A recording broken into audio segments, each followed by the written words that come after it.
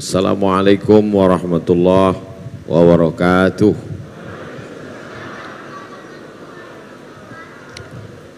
Alhamdulillah wassalatu wassalamu ala rasulillah wa ala alihi wa sahbihi wa man tabi'ahu wa mawalah.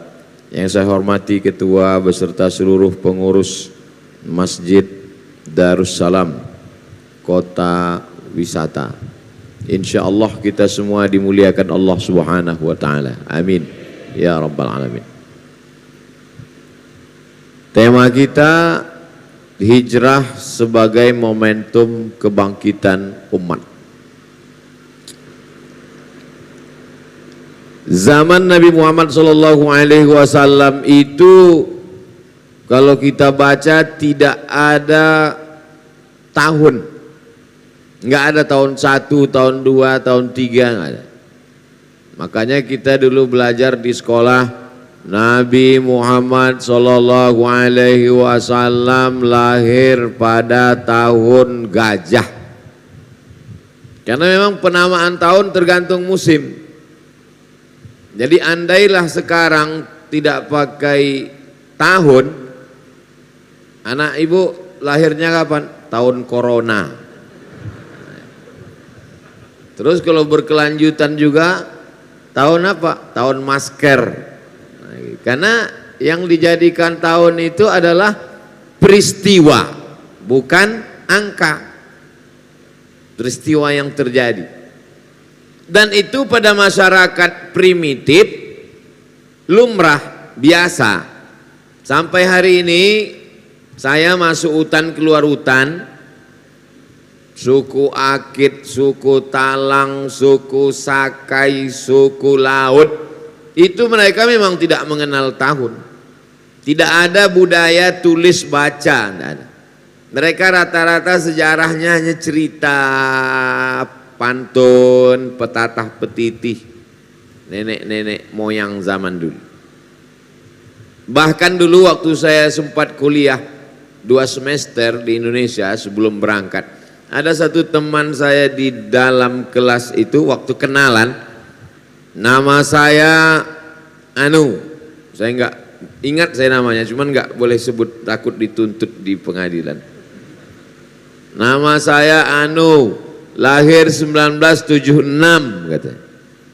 Terus selesai itu saya tanya, kok enggak ada tanggal sama bulannya? Memang enggak ditulis katanya. Terus kok kamu tahu 76? Waktu daftar sekolah, kepala sekolah nanya, kamu lahir tahun berapa? Enggak tahu.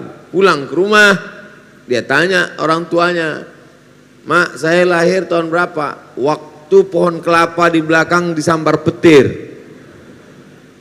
Pas dicek, pohon kelapa di belakang rumah itu disambar petir 1976. Ya itulah tahun lahirnya. Nah, jadi saya mau menjelaskan, jangan heran misalnya, tahun berapa ini? Fathu Makkah katanya, pembebasan kota Makkah. Oh, berarti tahun ke-8. Tahun berapa ini? Perang Badar. Berarti tahun 2. Tahun berapa ini? Perang Uhud. Berarti tahun 3. Tahun berapa ini? Haji Wada. Berarti tahun 10. Begitu, karena memang yang dipakai peristiwa. 10 tahun Nabi Muhammad SAW di kota Madinah, enggak pakai tahun 1, tahun 2, tapi pakai peristiwa. Meninggal Nabi, naik Abu Bakar jadi khalifah 2 tahun setengah, enggak ada juga tahun 1, tahun 2. Meninggal Abu Bakar, naik Umar jadi khalifah 5 tahun. Lalu kemudian datanglah surat. Dia punya tetangga-tetangga nih, kerajaan. Ada Persia, ada Romawi, ada Jazirah Arab. Lalu kemudian datanglah surat ke gubernur, waktu itu nama gubernurnya Abu Musa al-Asy'ari. Datang surat, Abu Musa al-Asy'ari bingung mau buat tahun berapa. Akhirnya dia minta saran Umar bin Khattab, wahai khalifah Amirul Mukminin Umar bin Khattab, ya ini kita mau balas surat ini gimana, kita nggak punya tahun. Oh, kalau gitu musyawarah. Nah, ini hebatnya Islam. Walaupun Umar bin Khattab itu panglima perang gagah perkasa, tapi memutuskan perkara pakai musyawarah. Ini baru jadi ketua masjid dah nggak mau musyawarah. Bukan Masjid Darussalam. Ada musola kecil yang apanya ketuanya itu Fir'aun baru taubat. Tapi taubatnya belum full. Nah, lalu kemudian musyawarahlah. Umar bin Khattab bersama sahabat mengamalkan firman Allah. A'udzubillahi minasyaitonirrajim. Wa amruhum syura bainahum. Orang beriman itu memutuskan perkara berdasarkan musyawarah. Dari dasar musyawarah inilah diambil ke adopsi ke Pancasila. Makanya di Pancasila itu ada tauhid, ketuhanan yang Maha Esa. Ada kemanusiaan, al-insaniyah, kemanusiaan yang adil dan beradab. Ada al-wahdah, persatuan Indonesia. Ada permusyawaratan. Ada al-adalah, keadilan sosial bagi seluruh rakyat Indonesia. Jadi yang menyusun Pancasila itu adalah para ulama, founding father, pendiri bangsa. Jadi jangan dibenturkan. Sekarang mau dibenturkan antara nasionalisme dengan agama. Siapa yang berteriak Allahu Akbar berarti musuh nasionalisme. Ini orang nggak ngerti sejarah. Dari sebab itu, loh kemana ceritanya kok ke situ? Oke, balik ke musyawarah. Musyawarahlah Umar bin Khattab. Kata Umar bin Khattab, ini ada surat dari Gubernur Abu Musa al-Asy'ari minta saran, sumbang kontribusi pemikiran. Kita mau buat kalender. Nabi sudah meninggal. Kalendernya dimulai kapan? Usul pendapat pertama. Ya, silakan. Bagaimana kalau kalendernya kita buat dari sejak Nabi lahir? Nabi lahir tahun 1. Jadi seandainya kalender kita sejak Nabi lahir, itu nama kalendernya Selamat Tahun Baru Maulid. Karena lahir Maulid. Pendapat ini ditolak sama yang enggak setuju. Saya kurang setuju. Kenapa? Karena Nabi Muhammad SAW lahir, tidak ada belum perubahan besar terjadi. Betul Nabi Muhammad itu mukjizat luar biasa. Tapi ketika dia lahir, orang tetap mabuk, minum khamar, berzina, riba, macam-macam. Jadi kalau begitu perubahannya belum signifikan. Apa pelajaran dari sini? Bahwa sahabat Nabi yang bertiter bergelar radhiyallahu an, tapi kalau dalam bermusyawarah tetap ada pendapat yang diterima dan yang ditolak. Ini kalau sudah musyawarah, pendapat saya, begitu ditolak langsung merajuk pulang. Bapak kok enggak datang lagi ke masjid? Kemarin Pak Ustadz waktu musyawarah di masjid, masa pendapat saya ditolak? Apa enggak tahu kalau saya ini profesor doktor? Merajuk. Ini titel lebih hebat dari segala titel. As-sabiqun al-awwalun, mereka yang dulu masuk Islam, minal muhajirin, dari kalangan muhajirin, wal ansar, dari kalangan ansar, walladzina taba'uhum bi ihsan, dan yang mengikuti mereka dengan perbuatan baik, ulaika, mereka itu radhiyallahu anhum, diridhai Allah Subhanahu wa ta'ala. Pelajaran pertama, musyawarah. Pelajaran yang kedua, ditolak pendapatnya, enggak sakit hati, karena ini namanya musyawarah. Ada pendapat lain? Ada. Gimana kalau kalendernya dimulai tahun 1 sejak turunnya wahyu Al-Quran?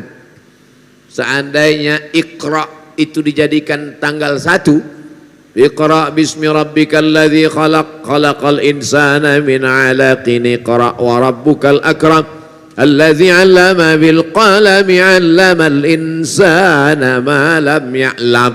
Selamat tahun baru Iqra. Selamat tahun baru Wahyu namanya.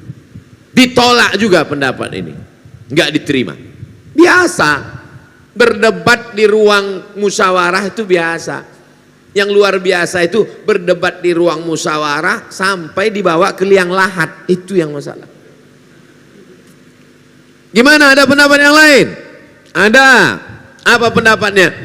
Gimana kalau kalender itu kita mulai dari sejak Nabi meninggal? Pas Nabi meninggal itu dibuat tahun 1. Enggak diterima juga. Kenapa? Karena kalau kalender dimulai pas Nabi meninggal, maka selamat tahun baru takziah. Jadi setiap nyambut tahun baru, sedih semua. Tahun baru takziah. Datanglah Sayyidina Ali. Datang ini dua pendapat.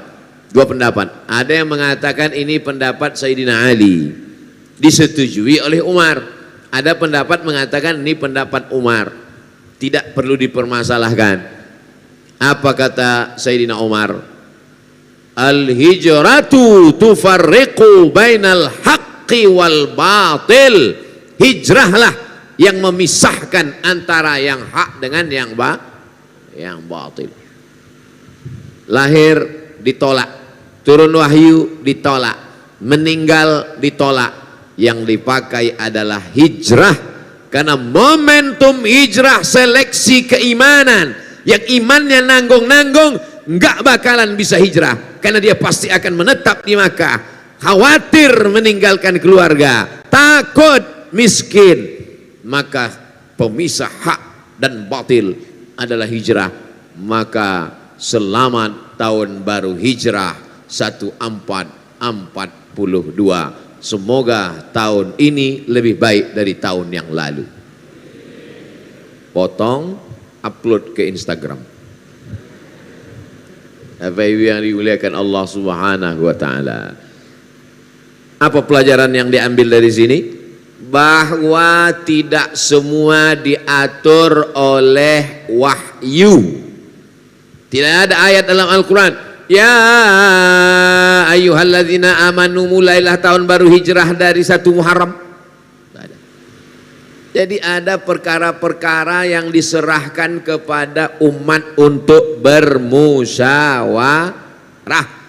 Sekarang orang ini sedang latah, sedikit-dikit mana ayatnya, mana hadisnya. Memang betul itu Mas Bro. Tapi ini ada masalah yang diserahkan Allah kepada akal untuk memusyawarahkannya. Tapi keputusannya tetap dipilih yang terbaik di antara pendapat-pendapat. Karena akal manusia ini seperti ini. Jangan tangan kiri lah Pak Ustadz. Oke, kanan. Akal manusia ini seperti ini. Jabatan manusia juga seperti ini. Bentuk rupa wajah manusia juga seperti ini. Ada akal ini sangat sempurna, ada yang rendah kurang sempurna, ada yang sedang-sedang saja. Ketika bermusyawarah lah akan tampak di mana kesempurnaan, kestabilan emosi. Oleh sebab itu kita dalam segala urusan hidup ini melihat ke Quran, melihat ke sunnah, ikuti langkah para sahabat, salafunas saleh, pakai akal, maka insya Allah ibadah membimbing hati, maka insya Allah kita diridhoi Allah sampai hari kiamat. Amin ya rabbal alamin. Akhirnya dipakailah momen hijrah. Hijrah ini berawal hari Kamis. Hari ini hari Rabu, besok Kamis. Hijrah berawal dari Kamis besok. Ini gladi kotor. Besok baru hijrah. Makanya tepat kata Pak Ketua Divisi Ibadah tadi, supaya Ustaz Abdul Somad datang tiap bulan kemari. Banyak yang mengaminkan. Hari Kamis pagi, ini momentum awal hijrah. Berkumpullah semua anggota-anggota parlemen. Apa ada parlemen waktu itu Pak Ustadz? Oke, kalau nggak setuju kepala suku. Kepala-kepala suku ngumpul semua di sebuah tempat namanya Darun Nadwah. Masjid kita Darussalam. Tempat pertemuan di Makkah Darun Nadwah. Dar artinya rumah, Nadwah artinya pertemuan. Darun Nadwah rumah pertemuan di kota Makkah. Yang mendirikan Darun Nadwah itu namanya Qusay. Siapa namanya? Qusay. Saya belum pernah ketemu orang Indonesia nama Qusay. Qusay. Muhammad sallallahu alaihi wasallam punya ayah namanya Abdullah, punya ayah namanya Abdul Muttalib, punya ayah namanya Hashim, punya ayah namanya Abdi Manaf, punya ayah namanya Qusay, punya ayah namanya Kilab. Muhammad, Abdullah, Abdul Muttalib, Hashim, Abdi Manaf, Qusay. Kakek yang ke-5. Saya kakek saya yang ke-5 nggak hafal lagi. Qusay inilah yang membangun Darun Nadwah ini. Betapa hebatnya keluarga Nabi Shallallahu Alaihi Wasallam. Apa pelajaran dari sini? Bahwa Nabi itu keturunan orang-orang kaya. Sudah berapa pelajaran? Hitung aja lah sendiri. Cuman saya mau hijrah ini kita ambil pelajaran. Pelajaran bahwa di sana ada musyawarah. Kalau musyawarah jangan tersinggung pendapatnya ditolak. Bahwa yang diambil momen terbaik hijrah. Tidak semuanya disebutkan dalam Quran. Bahwa mereka itu berawal hijrah itu hari Kamis. Pertemuan di sebuah tempat namanya Darun Nadwah. Darun Nadwah didirikan oleh Qusay kakek ke-5 Nabi Muhammad sallallahu alaihi. Bertemulah kepala-kepala suku di sana hari Kamis pagi. Rapat parlemen. Agenda tertutup. Bagaimana cara membunuh Muhammad sallallahu alaihi wasallam. Hari Kamis pagi. Bagaimana cara membunuh? Karena mereka sudah terganggu 13 tahun lamanya. Kedatangan Nabi Muhammad merusak stabilitas keamanan jahiliyah. Banyak yang terganggu, risau, resek ini orang. Harus kita habisi. Nah, bertemulah mereka semua. Bapak Ibu, saya ngomong kuat gitu nggak stres kan? Soalnya saya nggak bisa saya melihat raut wajah. Nggak tahu entah dia senang, entah dia marah. Tapi saya husnuzon aja. Saya terus terang dengan masker ini terbantu ketika foto-foto. Saya nggak perlu senyum. Kalau dulu saya, sekarang saya sebenarnya.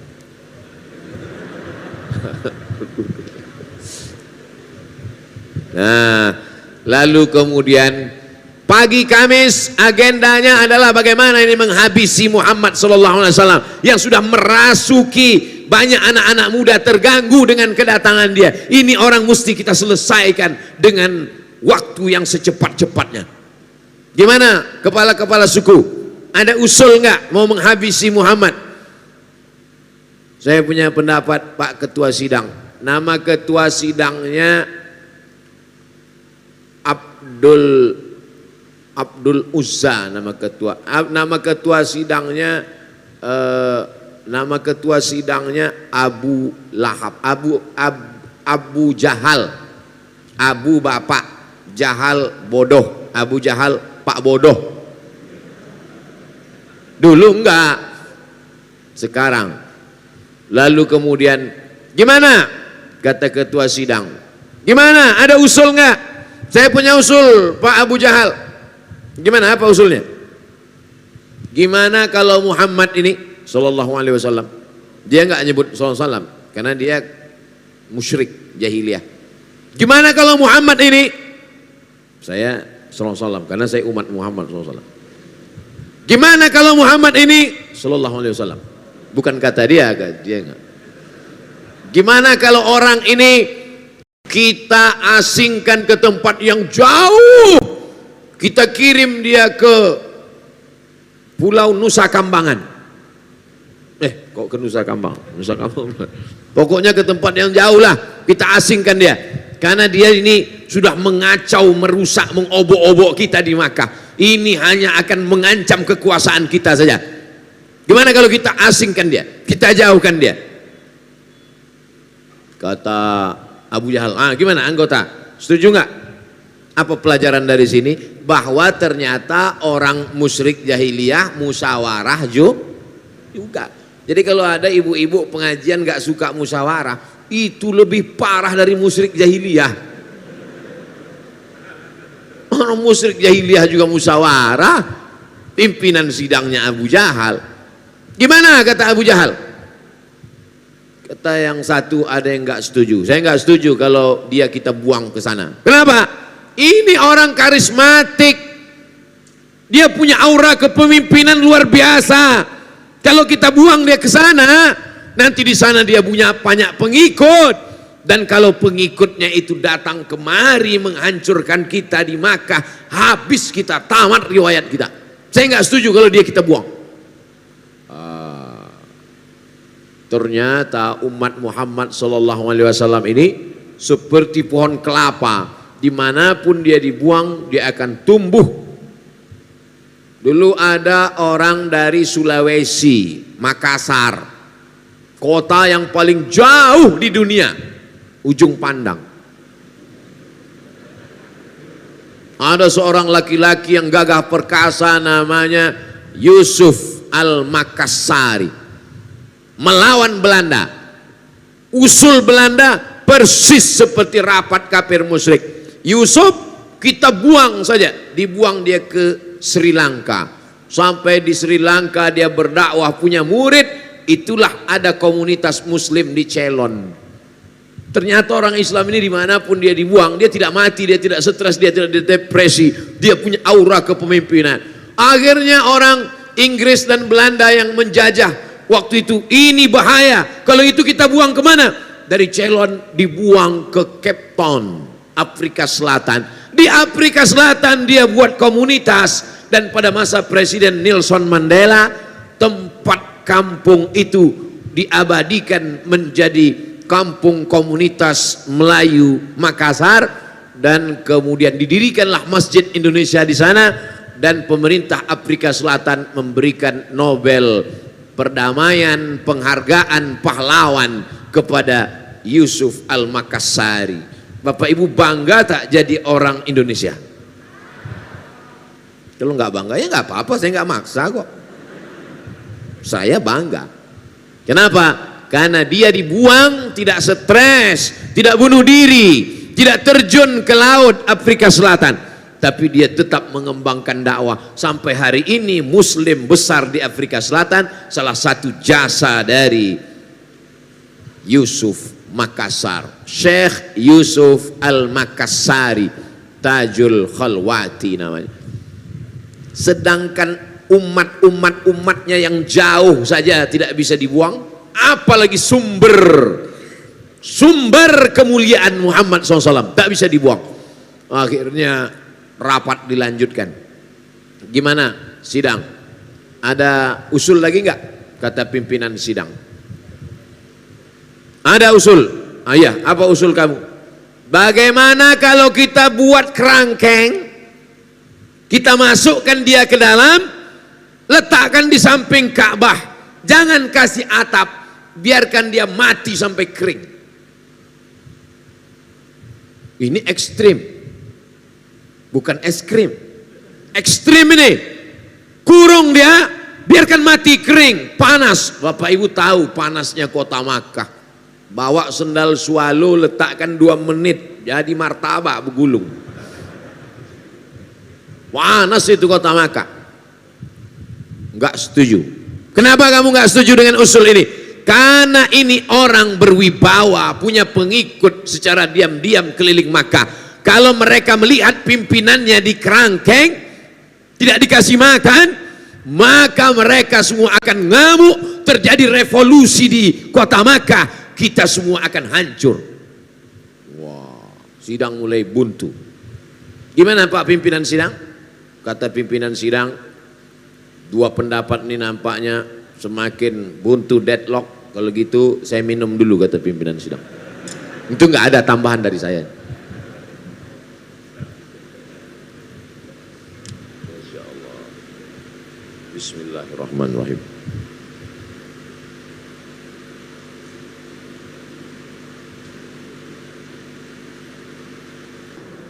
Bukan. Ada usul lagi nggak? Ada usul. Gimana usulnya? Bagaimana kalau tadi kalau dibuang jauh itu bahaya, kalau dibuat dekat itu juga bahaya. Ini usul yang paling mantap. Gimana caranya? Satu suku utus anak muda paling kuat.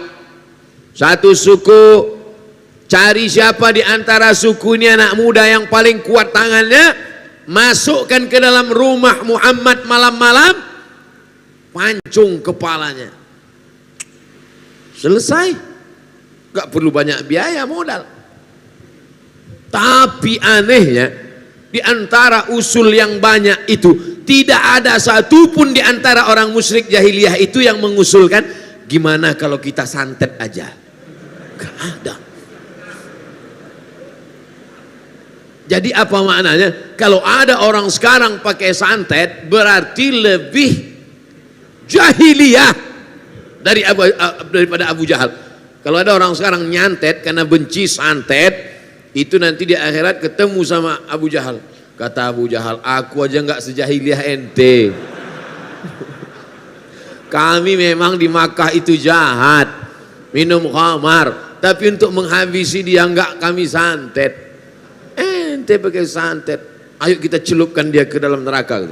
Sesama masuk neraka, saling mencelupkan mereka dulu. Gimana usul yang ketiga ini? Satu anak muda dari kalian masuk mengendap-endap dalam rumahnya, pancung kepalanya tengah malam. Gimana? Setuju? Bahaya ini Bapak Abu Jahal. Apa bahayanya? Muhammad sallallahu alaihi wasallam bukan anak sembarangan.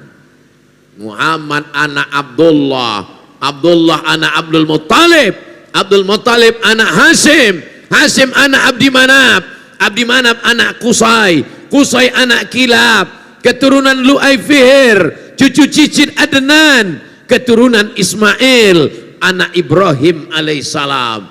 Mengalir darah Ibrahim dalam darahnya. Kalau sampai ketahuan ada suku yang membunuhnya, terjadi perang suku, satu suku akan dihabisi. Bukan sembarangan. Kalian pikir Muhammad ini kaleng-kaleng? Akhirnya sidang waktu itu alot luar biasa. Gak berapa lama idenya datang dari Abu Jahal sendiri. Kata Abu Jahal, saya punya ide sendiri. Apa ide Abu Jahal? Kalau satu suku mengirim satu anak muda, ketahuan nanti satu suku di sana dihabisi. Jadi kalau gitu gimana? Satu suku ngirim anak muda, satu suku ngirim anak muda, satu suku ngirim anak muda, satu suku ngirim anak muda, satu suku ngirim anak muda, dan kemudian semua anak muda ini dikasih pedang. Malam-malam ramai-ramai masuk, semuanya ikut mencincang, dan kalau dia mati tidak ada satupun yang dituntut karena semuanya ikut. Inilah ide korupsi berjamaah dari Abu Jahal. Karena kalau cuma satu yang buat ditangkap, gimana kalau kita buat rame-rame? Siapa yang mau nangkap? Cerdas dia, cerdas. Tapi kenapa dipanggil Abu Jahal? Abu Jahal kan Pak Bodoh, padahal otaknya cerdas. Karena cerdasnya untuk yang jahat-jahat saja. Kalau untuk yang baik-baik dia tertidur. Ini masjid kita sudah nggak muat lagi. Jamaah kita ramai sampai 3.000 orang. Gimana jamaah cara menyelesaikan masalah ini? Nggak ada ide-idenya. Tapi kalau pas ditanya, gimana cara kita nyambut Agustusan? Keyboard tunggal. Nah itu Abu Jahal.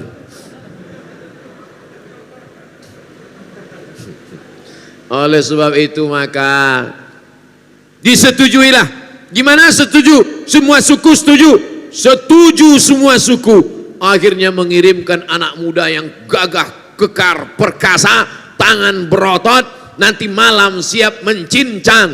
Dengan ini rapat pada hari Kamis menetapkan keputusan, setiap suku mengutus anak muda, sidang ditutup.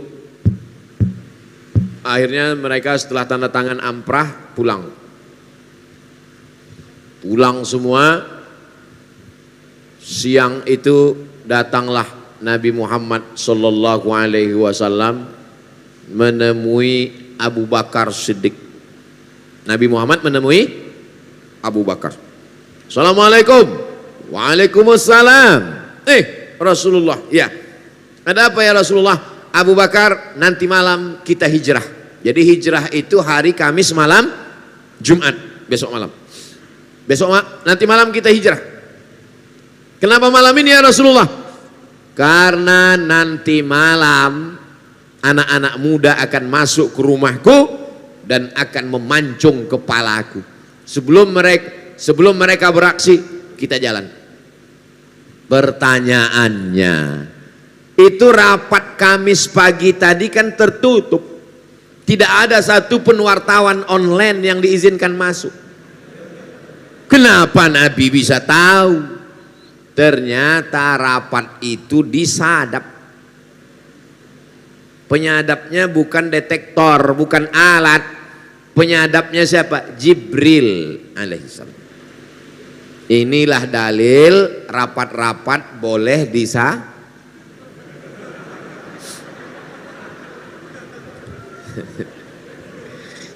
Nah ibu-ibu hati-hati rapat ibu-ibu. Mana tahu itu meningkatkan belanja bapak-bapak. Bocor. Akhirnya Jibril ngasih tahu Muhammad sallallahu alaihi wasallam hasil rapat mereka tadi pagi hari Kamis di Darun Nadwa, ente nanti malam mau dihabisi. Oleh sebab itu datanglah Nabi menjumpai Abu Bakar. Abu Bakar memang sudah siap, nunggu komando saja, ready. Oke ya Rasulullah, sami'na wa ata'na. Yang bisa dibawa hijrah hanya orang yang siap. Gimana kalau masjid ini kita luaskan? Siap. Gimana kalau ada orang rapat waktu diajak? Gimana kalau karpet masjid ini kita ganti baru? Wah itu banyak begini, begono. Nggak siap itu. Biarkan dia sama Abu Jahal. Yang perlu diajak hijrah ini adalah Abu Bakar. Karena dia yang ready, siap. Lalu kemudian Abu Bakar Siddiq pun siap. Abu Bakar, nanti malam kita jalan. Sami'na wa ata'na. Setelah ngasih tahu Nabi pun pulang. Pulang ke rumah, siap-siap, malam. Habis Isya tidur. Nabi itu tidurnya habis Isya. Makanya Nabi mudah bangun jam 2 malam. Isya jam 8, 9, 10, 11, 12, 1, 2. Kita tidurnya jam 1. Gimana mau bangun jam 2? Tidur jam 1, di setel jam, jatuh, mati. Besok pagi sama-sama HP-nya mati. Gimana mau sholat subuh? Oleh sebab itu maka berbeda jam tidur orang dulu dengan orang sekarang. Lalu kemudian Nabi SAW tidur setelah Isya, malam dia bangun. Biasanya Nabi kalau bangun itu dia sholat tahajud. Tapi malam itu biasanya Nabi bangun sholat tahajud ke Masjidil Haram di samping Ka'bah. Dia sholat kalau siang nggak bisa sholat di samping itu. Pernah Nabi coba sholat di samping, diikat kepalanya, disungkup sampai akhirnya Sayyidah Fatimah menyelamatkan. Takut disungkup oleh kafir musyrik, dicekik oleh kafir musyrik. Makanya kalau ada jamaah sekitar Masjid Darussalam ini rumah dekat tapi enggak ke masjid, berarti takut disungkup, takut dicekik. Bapak kenapa enggak ke Masjid Darussalam? Takut saya dicekik nanti ada.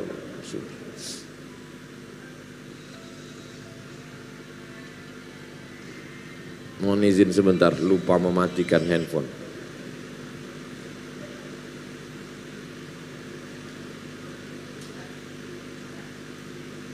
Udah, saya buat di atas pesawat.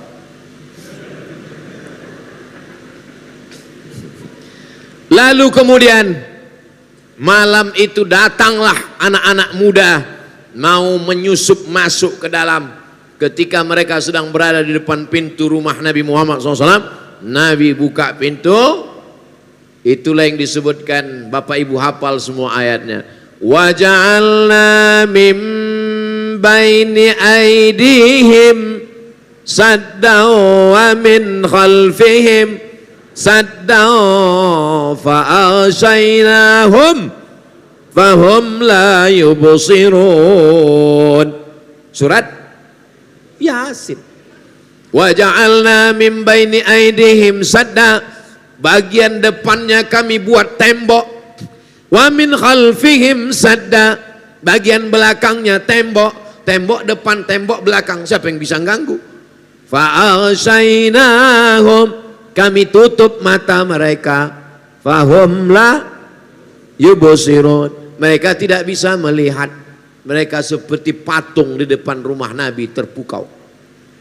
Nabi keluar, Nabi ambil pasir, Nabi lemparkan ke atas, jatuh pasir itu ke kepala mereka.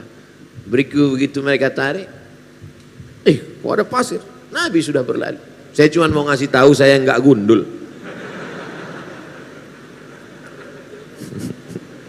Itu Ustaz Somad itu kemana-mana pakai peci kan karena dia gundul, enggak. Lalu kemudian Nabi berlalu. Pergi Nabi menuju rumah Abu Bakar Siddiq. Setelah Nabi berlalu, mereka tersadar seperti terpukau. Kenapa ada pasir? Masuk mereka ke dalam. Masuk mereka ke dalam, langsung menuju tempat tidur Nabi. Mau mereka cincang. Jangan dulu, kita buka dulu. Ternyata yang tidur di situ adalah Sayyidina Ali. Apa pelajaran dari sini? Kalau mau bunuh orang, pastikan dulu. Jangan asal bunuh aja. Sniper, pastikan dulu. Yakin nggak itu Abdul Somad? Yakin? Tembak. Wah, bukan Muhammad SAW. Siapa ini? Sayyidina Ali. Bangunkan Ali. Waktu itu umur Sayyidina Ali, jarak usia antara Nabi Muhammad dengan Sayyidina Ali 30 tahun. Nabi mendapat wahyu umur 40 tahun. Berdakwah di kota Makkah 13 tahun. Jika waktu hijrah umur Nabi 53 tahun, berapakah umur Sayyidina Ali waktu malam itu? Mestinya soal ujian CPNS itu begitu. Jadi ada matematiknya, ada sejarahnya. Ini saya waktu tes dulu, Tono, Tini dan Toni jaga warnet. Tini bekerja di waktu pagi, Tono di waktu malam. Tono dan Tini tidak mau kerjasama karena pernah pacaran. Mereka belum move on. Jam-jam berapa saja mereka bisa kerjasama? Apa ini? Kita jauh-jauh belajar hadis ke Maroko, tesnya Tono, Tini dan Toni. Maka malam itu umur Sayyidina Ali 23 tahun. Anak baru selesai S1, sedang ganteng-gantengnya, umur 23 tahun. Mana Muhammad? Aku nggak tahu, kata Sayyidina Ali. Apa pelajaran dari sini? Yang menemani di atas gunung Abu Bakar, tapi yang menggantikan di tempat tidur Sayyidina Ali. Yang menemani naik ke bukit sahabat dekat, tapi untuk menggantikan di tempat tidur saudara sepupu. Mana yang paling besar resikonya? Di tempat tidur atau di atas gunung? Kalau kamu jadi pemimpin, resiko terbesar, tersulit, kasih ke keluarga. Tapi kalau agak ringan, beri ke teman. Gitu. Sekarang orang dibalik. Yang resiko mati, kasih ke teman. Yang enak-enak, kasih ke keluarga. Cerita sunnah, poligami. Ini sunnah itu ini. Bagaimana kalau untuk yang resiko mati, kasih ke keluarga. Sayyidina Ali, andai tidak dibuka penutup selimut itu, udah jadi keripik. Tapi Allah masih sayang kepada Sayyidina Ali, kepada Sayyidina Muhammad sallallahu alaihi wasallam. Akhirnya mereka menyusul. Malam itu juga mereka keliling mencari, mana ini orang. Itulah cerdasnya Nabi Muhammad. Siddiq, amanah, tabligh, cerdas, smart. Nabi tidak langsung pergi, karena kalau malam itu langsung pergi ke Madinah tertangkap. Transit dulu di atas Jabal Sur. Kalau menerima wahyu Jabal Nur. Bersembunyi sebelum hijrah Jabal Sur. Bersembunyi sebelum hijrah Jabal Sur. Menerima wahyu Jabal Nur. Ini banyak nih jamaah umrah pulang cerita, kemarin kami naik ke tempat Nabi sembunyi Jabal Nur. Yang cerita nggak tahu, yang dengar lupa. Sama-sama ngangguk. Masih syukur nggak apa-apa. Tapi perlu saya jelaskan. Nah, cerdasnya Nabi tidak langsung pergi. Bagaimana? Transit dulu di atas. Berapa malam? Malam Jumat, malam Sabtu, malam Ahad. Berapa lama Nabi transit di Jabal Sur? 3 malam. Apa pelajaran dari sini? Tentu pelajaran dari sini tergantung pekerjaannya masing-masing. Saya khawatir cerita ini didengar oleh maskapai penerbangan. Pesawat delay. Pelajaran dari hijrah, transitlah 3 hari gitu. Karena itu bahwa susun strategi di atas. Bapak ibu nanti kalau umrah minta bawakan ke Jabal Sur. Naik ke atas, sampai ke atas mau masuk ke pintu gua. Gua itu adalah lobang di tengah batu. Ini ada batu, ada lobang, itu gua. Soalnya di Jakarta banyak sekali gua. Kan gua udah ngomong sama lu. Bukan gua itu yang ku maksud. Gua ini gelap, belum pernah dimasuki orang. Lalu kemudian Abu Bakar Siddiq menahan Nabi. Kata Abu Bakar, ya Rasulullah jangan masuk. Kenapa? Biar aku dulu yang masuk ke dalam. Mana tahu ada singa sedang menunggu mangsa. Mana tahu ada ular berbisa di dalam, ya Rasulullah. Biarkan aku masuk. Karena kalau engkau yang masuk engkau meninggal, wahyu tidak tersebar ke alam semesta. Kalau aku masuk, yang bersedih hanya anak istriku saja. Masuk Abu Bakar Siddiq ke dalam, dia yakinkan semua bersih, barulah masuk Sayyidina wa Maulana Muhammad sallallahu alaihi wasallam. Coba bayangkan kalau yang dengan Nabi malam itu bukan Abu Bakar, tapi Abdul Somad. Apa kata Abdul Somad? Ya Rasulullah, silakan masuk. Kan ada Jibril, Mikail, Israfil, Israel. Kalau aku saya pengawal. Satpol PP aja nggak ada. Jadi jangan cemburu kalau nama dia disebut Abu Bakrin Siddiq radhiyallahu an. Sekarang ada orang yang mencaci maki Abu Bakar. Ada orang mencaci maki Abu Bakar? Ada. Dia katakan Abu Bakar merampas kekuasaan. Tiap habis sholat subuh dimaki Abu Bakar dengan Umar. Masjid Darussalam, kota wisata, mau membuktikan bahwa masjid ini bukan jamaah yang mencaci maki Abu Bakar. Maka ditulislah Abu Bakar di atas. Abu Bakar, Umar, Utsman, Ali. Itu untuk menunjukkan bahwa ini adalah masjid Ahlus Sunnah wal Jamaah. Oh, kata jamaah, saya sangka itu bacaannya Qul Huwallah.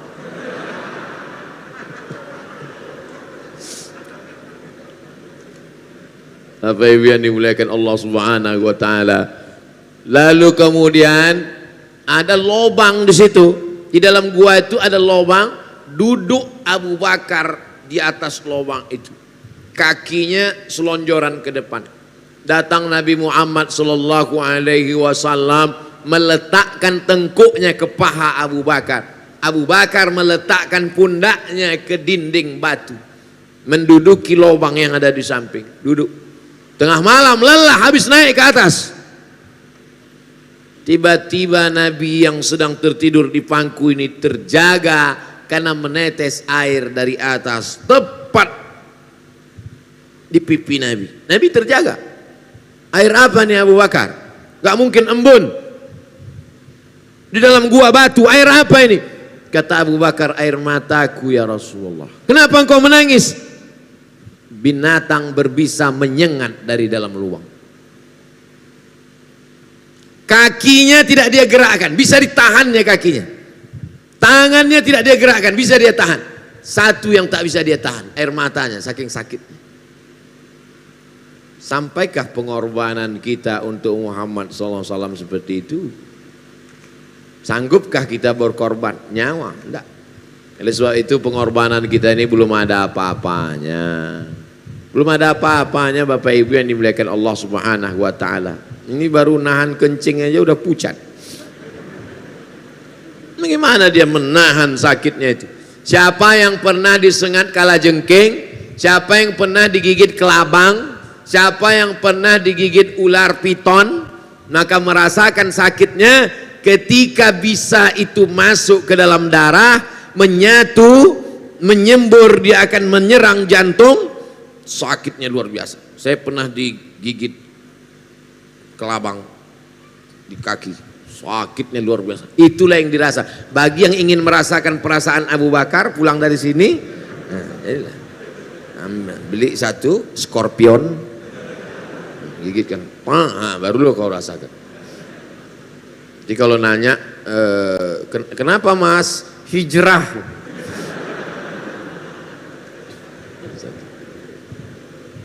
Rasulullah Sallallahu Alaihi Wasallam yang ngantar makanan ke atas siapa? Dari kota Makkah naik ke atas, makanannya dibawa oleh Asma. Kira-kira kalau Asma laki-laki apa perempuan? Perempuan.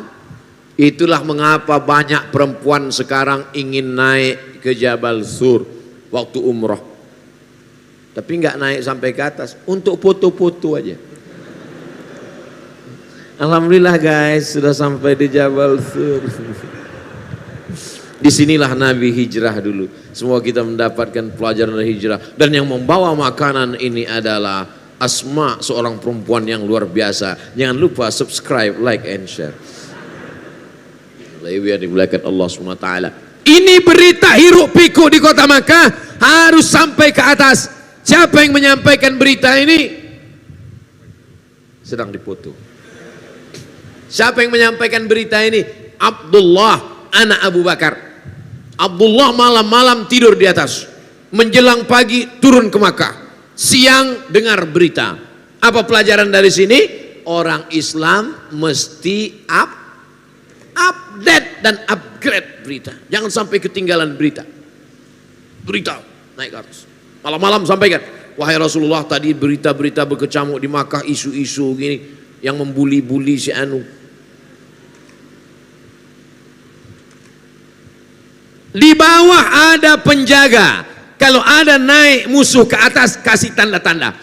Yang menjaga di bawah itu namanya Amir bin Fuhairah. Yang menemani di atas Abu Bakar. Yang menjaga di bawah Amir bin Fuhairah. Yang membawa makanan Asma. Yang membawa berita Abdullah. Yang menjadi guide penunjuk jalan Ibnu Uraiqid. Apa namanya ini? Pelajaran apa yang bisa kita ambil? Job description. Itu siapa? Ketua pembangunan. Makanya dia agak banyak kerut memikirkan semen dan cor batu bata, batu kerikil.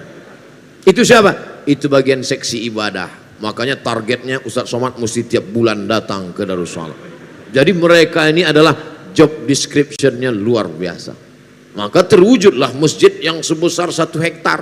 Hai pengurus-pengurus masjid seluruh Indonesia, kalau kalian mau buat masjid 1 hektar, datang studi banding ke Darussalam Kota Wisata. Takbir. Dah, potong, masukkan ke Instagram. Saudaraku yang dimuliakan Allah Subhanahu wa taala, malam Kamis, malam Jumat, malam Sabtu, malam Ahad, 3 hari, 3 malam. Ahad malam Senin mereka pun bertolak menuju Yathrib.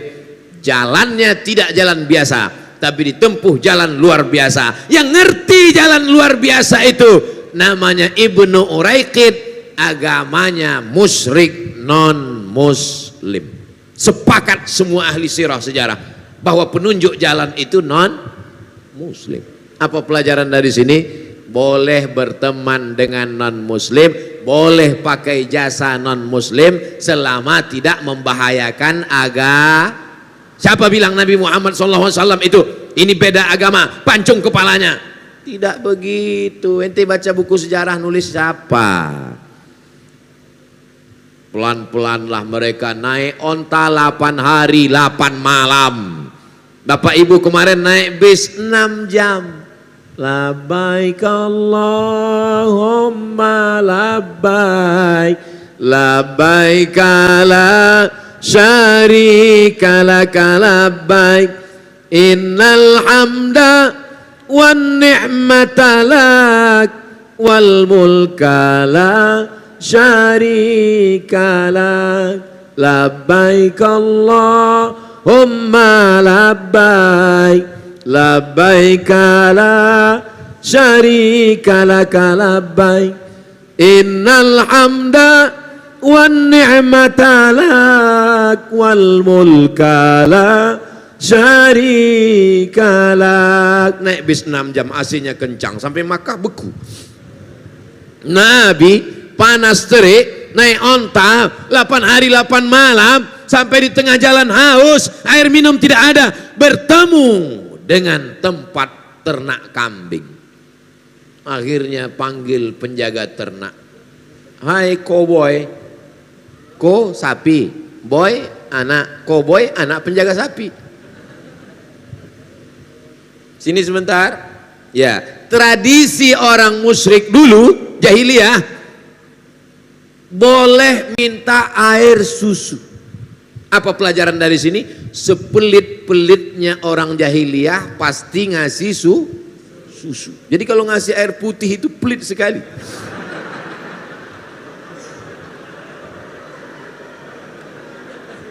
Ustadz penceramah tidak boleh dikasih air gula, karena kalau dikasih air gula lehernya panas, pita suara dikasih gula cepat rusak. Makanya banyak ustadz belum tua suara udah hilang. Apa kabar? Tidak boleh kasih air gula. Artinya apa? Pengurus masjid Darussalam ngerti itu, maka dikasih air putih. Ustadz banyak duduk. Pagi tadi duduk di Az-Zikra, selesai itu duduk lagi di Fajrus Salam, selesai itu duduk lagi di Darussalam, nanti duduk lagi, sore duduk, malam duduk. Kalau banyak duduk minum gula kena ginjal. Maka untuk ustadz dikasih air putih. Ini untuk menghilangkan fitnah-fitnah.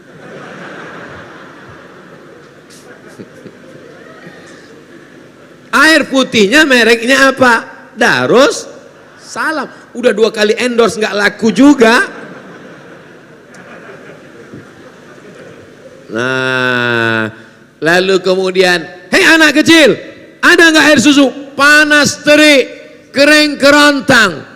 Itu menunjukkan hijrah Nabi itu musim panas. Karena waktu itu kering kerontang, kambing kurus-kurus. Tapi kalau mau juga ini ada satu kambing kurus, terserahlah, kalau ada air susunya ambil. Didoakan Nabi, diperah oleh Abu Bakar Siddiq, dimasukkan ke dalam. Setelah itu Abu Bakar membersihkan bagian bawah gelasnya. Takut dia ada pasir jatuh ke pangkuan Nabi, dibersihkannya. Setelah dibersih baru diberikannya ke Nabi. Diminumlah oleh Nabi Muhammad SAW air susu tadi. Bismillah. Waktu Nabi meminum itu, Nabi Abu Bakar melihat. Apa kata Abu Bakar? Fasyariban nabiyyu hatta irtawaitu. Nabi minum air itu sampai hausku hilang. Apakah Bapak Ibu melihat Nabi minum haus hilang? Kita tes. Saya misalnya jalan sama Pak Ketua Masjid Darussalam. Pas jalan, lalu kemudian saya tuangkan air. Saya tuangkan, habis itu Pak Ketua silakan minum. Lalu Pak Ketua pun minum. Lalu apa kata saya? Melihat Pak Ketua minum, hausku makin menjadi-jadi. Karena iman kita belum sampai pada level senang melihat orang senang. Kita justru stres melihat orang senang. Melihat rumah orang besar, tuyulnya berapa ya? Melihat mobil orang bagus, paling-paling korupsi. Jadi kita tidak akan bahagia selama kita belum bisa merasakan kebahagiaan orang lain. Abu Bakar sudah sampai ke tingkat itu. Hilang hausnya melihat Rasulullah SAW minum. Mereka lanjutkan lagi perjalanan. Lanjut perjalanan. Tiba-tiba dari kejauhan nampak debu naik ke atas. Kalau debu gurun pasir naik ke atas, itu berarti ada orang mengejar dari belakang dengan kuda yang sangat kencang. Naik kuda. Wah, anak-anak muda yang biasa naik kuda tahu itu bagaimana rasanya. Ustadz Somad kan kami lihat naik kuda, foto aja. Kuda kencang. Tiba-tiba begitu sudah mendekat, Nabi naik onta. Sudah mendekat ke Nabi, ujung kaki kuda itu terperosok ke dalam pasir, jatuh, bergelinding, jatuh dia. Seumur hidup dia tidak pernah jatuh dari kuda, karena dia adalah pembunuh bayaran. Namanya Suraqah bin Malik. Jatuh dia. Lalu kemudian dia pun berderak. Apa kata dia kepada Muhammad SAW? Aku belum pernah jatuh seumur hidup Muhammad, naik kuda. Kita naik odong-odong aja jatuh. Belum pernah aku jatuh. Sekali inilah aku jatuh. Maka aku yakin bahwa kau bukan manusia biasa. Apa yang ingin kau minta dariku? Apa kata Nabi Muhammad SAW? Nabi tak minta banyak. Sembunyikan berita tentang kami. Pulanglah engkau lagi ke Makkah. Pulang dia ke Makkah membawa iman. Padahal tadi dari rumah membawa kekafiran, niatnya mau membunuh Nabi, memancung kepala Nabi, mau membawa kepala Nabi, karena sudah dijanjikan 100 ekor onta. Satu onta 70 juta kali 100 ekor onta, kalikan sendiri. Nih harga kepalanya. Dari rumah mau membunuh Nabi, mau dapat duit haram, membawa kekafiran. Hidayah datang dan pulang membawa iman. Apa pelajaran dari sini? Berapa banyak orang dari rumah membawa hidayah, bismillahi tawakkaltu 'alallah la haula wala quwata illa billah, tapi pulang bawa duit haram. Nanti di akhirat ketemu sama Suraqah. Suraqah senyum. Syukur kalau Suraqah pakai masker. Kalau enggak, ente dulu kan yang pulang keluar dari rumah baca doa bismillah, sampai di tempat kerja ngambil duit haram kan. Aku keluar dari rumah menyebut nama setan dan niatku mau memancung kepala Muhammad SAW, tapi aku tinggalkan 100 ekor onta karena aku melihat kebenaran. Hari ini berapa banyak orang yang salah langkah, salah berpikir, salah melihat, salah membaca. Saya mulai ceramah jam 9.30, sekarang sudah jam 10.30, 60 menit kebersamaan kita. kita lanjutkan cerita hijrah.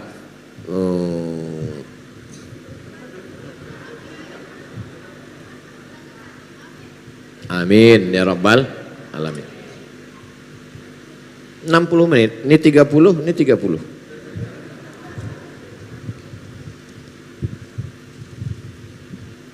Saya punya orang tua, tapi sering bertengkar dengan menantu. Setiap saya nasehatin, keduanya tak ada yang mengalah. Kasih sarung tinju.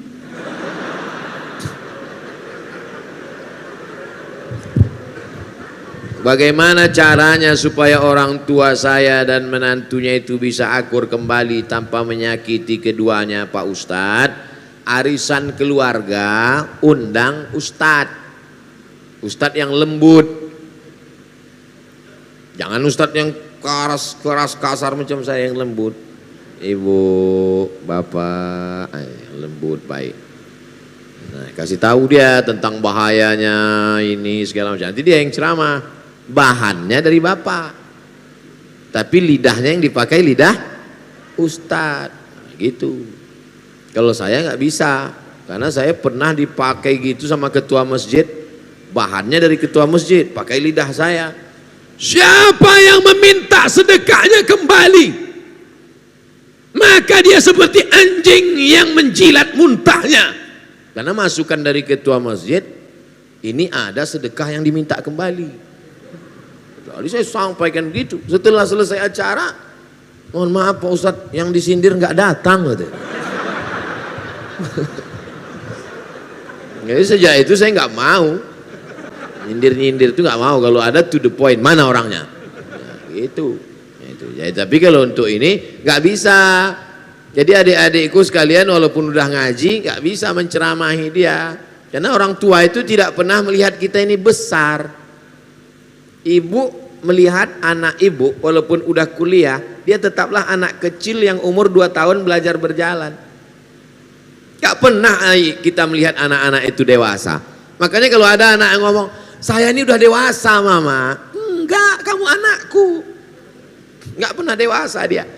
Maka pakai lidah Ustadz tadi, masalah warisan. Jadi jangan lagi acara arisan keluarga itu cekakak cekiki, foto nggak tentu arah. Kita udah selesai dengan itu, tapi fotonya tetap, silaturahimnya tetap, tapi diisi dengan apa target yang mau dicapai dari silaturahim itu. Sehingga bergizilah ceramah-ceramah arisan-arisan keluarga, pertemuan bulanan, anak-anak menantu, pertemuan bulanan bulan September tentang harta warisan. Ramai yang datang. Pertemuan arisan bulan Oktober tentang ini. Masukkan pesan ini. Nah, insya Allah. Setelah itu jangan lupa doa. Nanti Pak Ustadz, Pak Kiai Habib mendoakan. Habib tolong bacakan air ini. Dibacakannya air, masuklah doa itu ke dalam air, berubah molekul-molekul air itu menjadi cahaya. Lalu diminum oleh mereka, masuk ke dalam darahnya, masuk ke dalam jantungnya. Jantungnya yang tadi terbakar, dingin, sejuk. Dari jantung naik ke otak, otaknya yang dari tadi tegang, tenang. Berapa banyak orang yang gak mati-mati sakaratul maut, pas dikasih air, mati langsung. Ketenangan.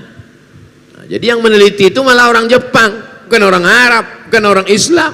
Diteliti mereka air yang dibacakan doa, dipanggil tokoh-tokoh agama, air yang paling bening, paling bercahaya, yang dibacakan oleh ulama dari kalangan umat Islam. Allahu Akbar. Molekul-molekul cahaya. Oleh sebab itu doa. Ada nggak ini Pak Ustadz dalilnya zaman Nabi dibacakan air? Ada. Sahabat Nabi datang lapor, ya Rasulullah, ya aku dapat kambing 30 ekor, halal apa enggak ini kambingnya? Kok bisa dapat kambing dari mana? Di kampung itu ada orang gila, minta doa. Lalu ku baca Al-Fatihah, menahan air liur banyak-banyak. Setelah itu ku ludah gitu dia, sehat. Dikasih kambing, kambingnya halal apa enggak? Itulah dalil ruqyah. Ruqyah membacakan ayat-ayat ke air atau langsung ke telinga, mana tahu dia dirasuki jin dan setan. Itu ada darah di jantung itu, di dalam jantung itu. Ibu bapak nanti kalau motong ayam, coba belah jantung ayam itu ada darah menggumpal di dalam. Darah yang menggumpal di dalam itulah yang dinaikkan oleh setan. Dinaikkan oleh setan. Kalau dia mendidih ke atas, namanya marah. Kalau dia tidak meledak ke atas, tertahan ke dalam, namanya sedih. Misalnya kita lagi berdiri, tiba-tiba kaki kita diinjak sama orang, kita marah, mendidih darah itu, marah. Tapi pas mau membalas, rupanya dia tentara. Kita kan nggak berani kan? Dia turun menjadi sedih, tertahan ke dalam. Marah dan sedih akan hilang kalau berubah menjadi maaf. Islam tidak mengajarkan kita larut dalam kemarahan, tidak pula larut dalam kesedihan, tapi dia hilang dengan maaf. Nah itu, dengan doa-doa itulah orang menjadi maaf.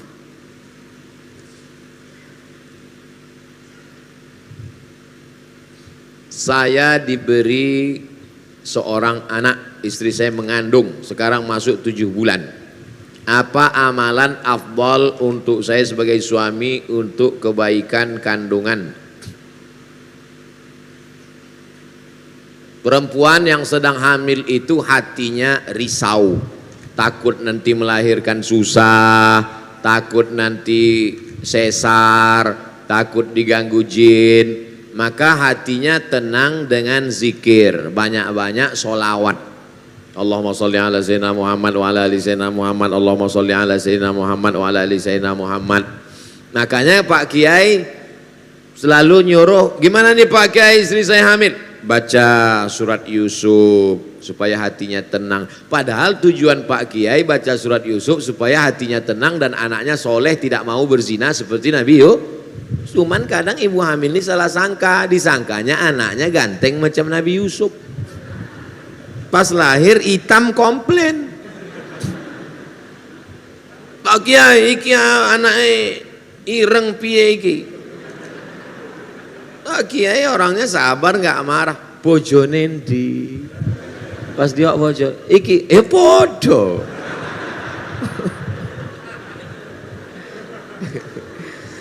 Sebab itu kita jangan salah paham dulu. Jadi kalau ada ustadz nyuruh baca sholawat, baca ayat kursi, sesungguhnya itu supaya emosional si ibu tenang. Kalau ibunya tenang, anaknya juga ikut tenang. Salatullah salamullah ala taha rasulillah. Salatullah salamullah ala yasin Habibillah. Tawassalna bismillah wa bil hadi rasulillah wa kulli mujahidin lillah bi ahlil badri ya Allah. Ibunya tenang, anaknya tenang, suaminya tenang, maka mudah melahirkan. Kalau otot-ototnya kaku, dia stres, dia takut, itu susah melahirkan. Tenang, mudah, asyik lahir. Mudah-mudahan ibu diberikan kemudahan, amin. Sekaligus Ustadz beri usulan nama. Anaknya laki-laki. Oh, anaknya laki-laki, kasih namanya Hawari. Hawari artinya penolongku. Mudah-mudahan anak ini menjadi penolongmu nanti di akhirat, mendapat syafaat karena anak ini menjadi penghafal Quran. Hawari. Boleh ditambah belakangnya, depannya, terserahlah. Namanya saya kasih Septi Hawari Pak Ustadz. Kenapa Septi? Lahir September. Aduh, yang pakai bulan-bulan itu tak usahlah lagi. Nanti minta sama Habib, sama Ustadz lain supaya tambah namanya. 3 nama untuk paspor bisa umroh. Ustadz, bagaimana sebaiknya melaksanakan ibadah di masjid? Apakah kita ikut salah satu tata cara ibadah, misalnya NU atau Muhammadiyah, atau gimana Pak Ustadz? Saya ketua masjid, saya gini-gini ketua masjid nih. Jadi saya ketua masjid, masjid itu memang dari dulu pakai mazhab Syafi'i. Bismillahnya jahar. Bismillahirrahmanirrahim. Nah, ini sholat apa qori? Biasa aja lah. Bismillahirrahmanirrahim. Alhamdulillahi rabbil alamin. Ar-Rahmanirrahim. Lalu kemudian kalau subuh pakai kunut, pakai mazhab Syafi'i. Allahumma hdina fi man hadait, wa afina fi man afait, wa tawallana fi man tawallait. Tapi masjidnya enggak terlalu besar, masjid komplek perumahan kecil. Artinya mayoritas masyarakat di situ memang mazhab Syafi'i. Tapi kalau masyarakat di situ multi, ada bisa dipakai satu contoh masjid di daerah saya juga. Saya ceramah di situ. Lalu saya dengar, saya kasih tahu sama makmum, Ustadz, itu imam sir, itu imam jahar. Maksudnya kalau dia imam itu bismillahnya jahar. Bismillahirrahmanirrahim. Tapi kalau itu yang imam sir, bismillah. Nah, jadi semua terayomi selama masih ahlus sunnah wal jamaah. Nah, jadi saya tak paham komunitas masyarakat di Darussalam, tapi kalau masjid saya pakai mazhab Syafi'i. Terus kalau selesai sholat zikir jahar sama sir, ya mazhab yang jahar itu mazhab Hambali. Karena menurut Imam Ahmad bin Hambal, kalau dalam mazhab Syafi'i selama makmumnya belum tahu dikasih tahu. Cara ngasih tahu makmum gimana? Dijaharkan. Astaghfirullahaladzim, astaghfirullahaladzim, astaghfirullahaladzim. La ilaha illallah la syarikalah. Makanya kalau kita sholat di masjid, imamnya misalnya kuat, berarti dia ngasih tahu makmum. Kalau imamnya enggak kuat, berarti makmumnya udah tahu. Gak usah dipermasalahkan. Dia menjadi masalah karena dipermasalahkan. Disitulah letak masalahnya. Jangan masalahkan yang tak perlu dipermasalahkan. Yang penting masih sholat. Nah, itu. Jadi kalau menganggap musyawarah lah bersama masyarakat, bersama jamaah. Ustadz, dulu saya belajar Islam berdasarkan adat di lingkungan. Karena tidak ada ilmu, sedikit demi sedikit hijrah menurut sunnah Nabi. Belajar bagaimana ketika ketidaktahuan ilmu dahulu, Allah semoga Inna Allah tajawaza an ummati, Allah mengampunkan umatku manasya wa akhta'a. Allah mengampunkan umatku 3, lupa, salah, terpaksa. Dipaksa sama penjajah, kau mesti murtad. Zaman Nabi ada tuh yang dipaksa, namanya Ammar bin Yasir. Sampai keluar dari mulutnya kalimat kafir. Dilaporkan ke Nabi, ya Rasulullah, itu Ammar itu sudah keluar kalimat kafir dari mulutnya. Turun ayat, illa man ukriha wa qalbuhu mutmainnum bil iman. Ada orang yang dipaksa tapi hatinya tetap beriman. Sahabat Nabi yang dibela oleh Al-Quran langsung turun ayat membela dia, diantaranya Ammar bin Yasir. Supaya tak putus silaturahim, bolehkah saya masih hadir dalam acara pengajian 7 bulanan, 4 bulanan dan selamatan? Orang hamil istrinya, hamil itu nikmat atau enggak nikmat? Tengok dulu udah nikah apa belum.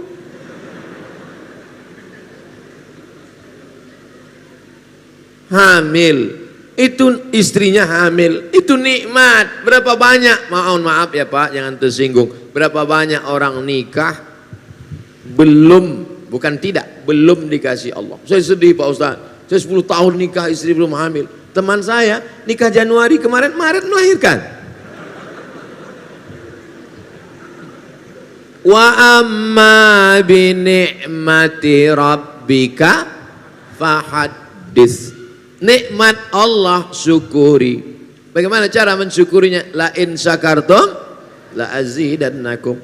Syukur, undang kenduri. Kalau kami di Riau namanya kenduri.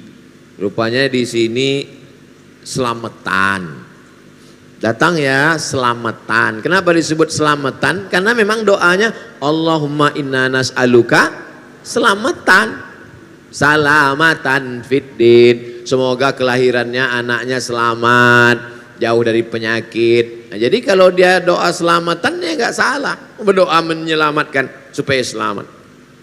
Lalu kemudian apa tadi yang ditanya selamatan? Ya selamatan, apa salahnya selamatan?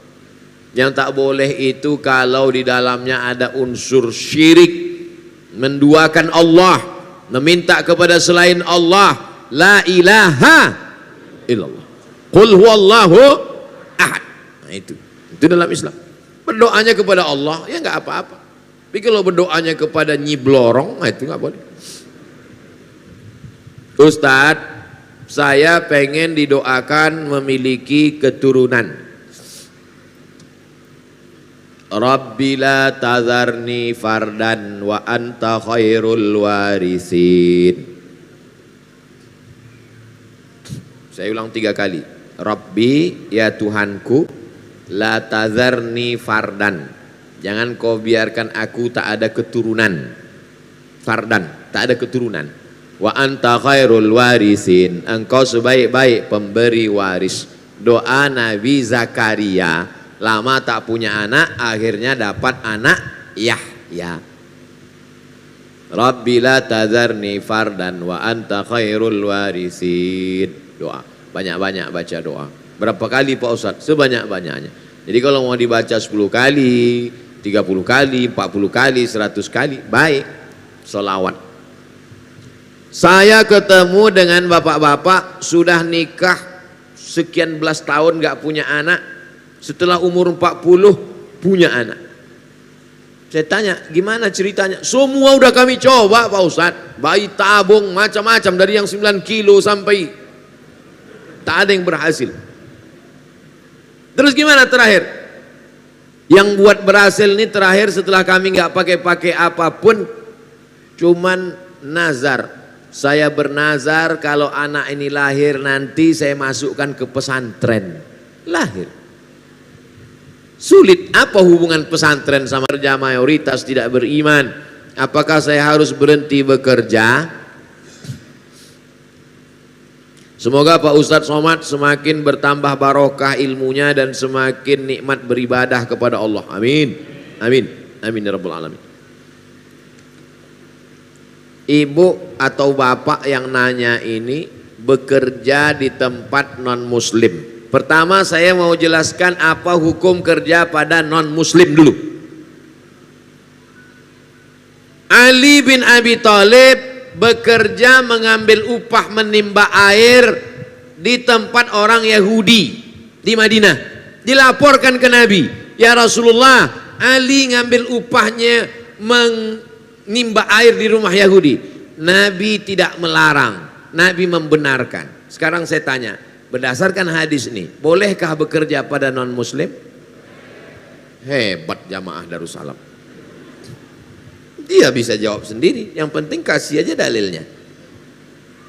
Bekerja kepada non-muslim hukum asalnya boleh. Tapi dikhawatirkan akan terpengaruh akidah, simbol-simbol pada hari-hari perayaan. Dikhawatirkan. Sementara ada 2 kesempatan. Bekerja di sini gajinya ya agak-agak di bawah itu 5% lah. Maka selamatkan akidah muamalah. Tapi kita tidak dibenarkan memusuhi orang karena berbeda agama. Lakum dinukum waliyadin. Jadi hukum asalnya tidak apa-apa. Nabi hijrah itu karena tidak bisa menerapkan ajaran Islam secara kafah di Makkah. Maka hijrah ke Madinah Setelah dia kuat di Madinah tahun ke-8 dia balik lagi ke Makkah, mengislamkan kota Makkah. Maka tahun 8 itu disebut dengan Fathu Makkah, pembebasan kota Makkah. Ustadz yang dirahmati Allah, saya baru berhenti kerja karena dampak Covid.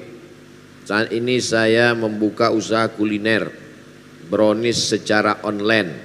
IG-nya Velia Deli. Pesanlah brownies ke Instagram Velia Deli. Insya Allah halal dan berkah. Tidak ada biaya endorse. Membangkitkan ekonomi umat. Orangnya sholat, tepungnya insya Allah bersih, telur ayamnya dicuci dulu. Bayangkan kalau yang masak brownies tuh pakai telur ayam nggak dicuci, ceplok, ceplok, ceplok, bersatulah bekas dari. Nah, tapi kalau dia sholat pasti dicuci karena kulit telur ayam keluar dari tempat najis. Ini makanan mesti halal. Dia sambil ngaduknya pakai sholawat, pakai bismillah, halal dan berkah. Dapatkan segera Velia Deli. Dah, potong, share. 1. Mohon doa dari Ustadz agar usaha kami mendapatkan berkah. Pagi, pas pagi-pagi mau buka usaha itu, baca Fatihah sekali, Qul huwallah 3 kali, Qul a'udzu falak sekali, Qul a'udzu nas sekali, ayat kursi sekali. Fatihah sekali, Qul huwallah 3 kali, Qul a'udzu falak sekali, Qul a'udzu nas sekali, ayat kursi sekali. Untuk membuka rezeki dan menjauhkan dari sihir-sihir, santet dan gangguan setan. Mana tahu ada orang benci, disiramkannya air mandi orang mati di situ. Di toko itu kalau dia buka atau di depan rumah disiramkan air mandi orang mati, sehingga semua orang yang lewat di situ mengucapkan assalamualaikum ya ahlal kubur. Atau laki-laki minang perempuan ditolak, adik mau jadi istri abang, najis, tuih. Air ludah diambil, dicampurnya pakai tulang pukang. Pukang itu binatang yang malu, nggak berani keluar. Akhirnya perempuan tuh seumur hidup malu melihat laki-laki sampai mati tak nikah. Apa itu? Sihir, orang sakit hati. Nah, itu menjaga diri dengan ayat-ayat ruqyah. Karena banyak sekarang cinta ditolak, dukun. Kan? Betul? Strategi apa yang dilakukan baginda Nabi SAW saat berdagang sehingga menjadi pengusaha yang sukses, termasuk juga para sahabat Nabi? Kejujuran. Ini barang bagus harganya sekian, ini barang kurang bagus harganya sekian, ini barang nggak bagus harganya sekian. Dulu kalau ada ustadz ceramah gini diketawain orang, kalau disebutkan harganya nggak bagus gini mana orang mau beli. Sekarang yang supermarket, yang tukang jual buah yang pakai sistem inilah yang paling laris. Ini buah mangga impor harganya sekian, ini buah mangga lokal sedang sekian, ini buah mangga lokal agak bagus tapi banyak busuknya sekian. Justru itu yang dipilih orang. Adapun orang yang suka campur-campur buah busuk, begitu dia beli sekali, wal awwalu wal akhiru, itu yang pertama dan terakhir, tobat aku belanja di sini lagi. Kejujuran. Dan jangan lupa, rezeki itu dari kita atau Allah yang ngasih? Allah yang ngasih. Maka mintanya kepada makhluk atau kepada Allah? Pada Allah. Niat, nanti kalau ini berlebih ya Allah, yang wajib tetap kubayar zakat, niatku hanya untuk cukup makan, nanti akan aku santuni anak yatim, fakir miskin. Karena yang lain-lain kita beli. Jangan jadi masyarakat konsumtif. Beli jaket sampai 100 juta, beli topi sampai 12 juta. Ustadz Somad kemarin topi Ustadz harganya 12 juta, peci saya dibeli orang 12 juta, dilelang untuk bangun pesantren. Peci 12 juta, topi UAS 5 juta, saya pakai jaket batik tulisan UAS 270 juta. Habis semua membangun pesantren di Jambi, pesantren orang Jambi. Habis itu saya bisik ke panitia, jangan sampai dibelinya pula celana saya ini. Takut saya pulang tak bercelana. Hebat masyarakat ini bersedekahnya sekarang. Mudah-mudahan Bapak Ibu usahanya lancar. Mohon izin Ustadz, bagaimana saya dapat memberikan saya tak usah oleh-oleh. Saya makan tak banyak, saya minum tak banyak, makan tak banyak, tidur banyak. Di jalan tadi tidur sudah. Jadi kalau ada niat oleh-oleh untuk saya, udah saya terima. Bukan saya tolak, udah saya terima. Jual lagi, buat di situ brownies Ustadz Somad, lelang. Lelang, duitnya ambillah untuk anak yatim, fakir miskin dan lain. Habis 90 menit standar, 60 menit ceramah, tanya jawab 30 menit, kita tutup dengan baca doa. Astaghfirullahalazim, astaghfirullahalazim, astaghfirullahalazim alladzi la ilaha illa huwal hayyul qayyum wa atubu ilaih. Al-hazihin niyah, untuk niat yang baik-baik. Al-Fatihah. A'udzubillahi minasyaitonir rajim. Bismillahirrahmanirrahim. Alhamdulillahi rabbil alamin arrahmanir rahim maliki yaumiddin. Iyyaka na'budu wa iyyaka nasta'in. Ihdinas siratal mustaqim. Siratal ladzina an'amta 'alaihim ghairil maghdubi 'alaihim waladdallin. Amin. Allahumma salli ala sayyidina Muhammad wa ala ali sayyidina Muhammad. La tada' lana dzamban illa ghafartah. Pulang kami dari majelis ilmu ini bersih dari dosa-dosa ya Allah. Wala dainan illa qadaitah. Saudara kami yang masih terlilit utang, tolong supaya lepas dari utang piutangnya ya Allah. Wala maridan illa syafaitah. Saudara kami yang sakit, keluarga kami, sahabat kami, tetangga kami, sembuhkan dari segala penyakitnya ya Allah. Wala mayitan illa rahimtah. Yang meninggal dunia, lapangkan kuburnya, terangkan alam barzahnya ya Allah. Wala raghiban illa anjabtah. Yang lama menikah belum kau karuniai anak, sesungguhnya mudah bagimu untuk mengirimkannya seorang anak. Hanya saja kau ingin supaya dia tetap berdoa, bermunajat, bertahajud. Maka jangan sampai kau sia-siakan doanya ya Allah. Berikanlah kepadanya anak yang soleh dan solihah. Allahumma anzilir rahmata wassalamata wal barakata ala hadhil jamaah. Turunkan keselamatan, kerahmatan, keberkahan kepada seluruh jamaah ini ya Allah. Allahumma rzuqna rizqan halalan thayyiban mubarakan fi. Berikan kami rezeki yang halal dan berkah supaya kami bisa berwakaf, berinfak dan bersedekah. Allahumma khtim lana bi husnil khatimah wa la takhtim alaina bi su'il khatimah. Rabbana hab lana minas salihin. Jadikan anak-anak kami penghafal Quran ya Allah. Jauhkan anak-anak kami dari narkoba, jauhkan dari pergaulan bebas, jauhkan dari LGBT, jauhkan dari perbuatan maksiat. Kalau kami mati, mereka berdoa di tengah malam, Rabbi firli wali walidayya warhamhuma kama rabbayani shaghira. Saat kami nanti mati sakaratul maut, kami ingin anak kami itulah yang membisikkan ke telinga kami di sebelah kanan, la ilaha illallah Muhammad Rasulullah SAW. Berikan kami istiqamah memakmurkan masjid ya Allah. Angkatlah wabah COVID-19 dari negeri kami ya Allah. Jadikan Indonesia ini baldatun thayyibatun wa rabbun ghafur ya Allah. Jadikan kami menjadi pencinta Al-Quran, membaca Quran, mati dalam keadaan husnul khatimah. Rabbana atina fid dunya hasanah wa fil akhirati hasanah wa qina adzabannar. Wa sallallahu ala sayyidina Muhammad wa ala alihi wa sahbihi wa sallam. Walhamdulillahi rabbil alamin. Taqabbalallahu minkum minna wa minkum taqabbal ya karim. Sallallahu ala Muhammad sallallahu alaihi wasallam. Sallallahu ala Muhammad sallallahu alaihi wasallam. Ya Nabi salam alaika, ya Rasul salam alaika. Ya Habibi, salam alaika. Salawatullah alaika. Allahumma salli ala Sayyidina Muhammad. Allahumma salli wa sallim wa barik alaih. Terima kasih. Assalamualaikum warahmatullahi wabarakatuh.